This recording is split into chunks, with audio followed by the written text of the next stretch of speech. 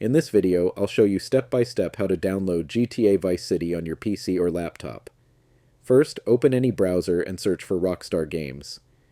From the search results, click on the official Rockstar Games website.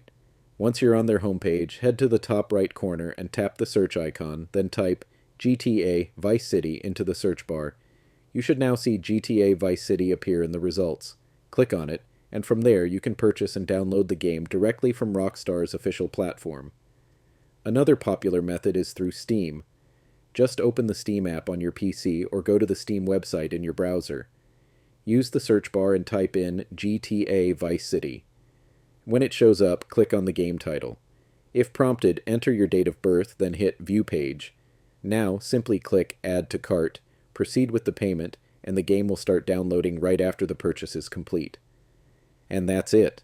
You now know 2 safe and easy ways to download GTA Vice City on your laptop or PC. If this tutorial helped you out, make sure to hit like and subscribe for more easy tech guides and game installs.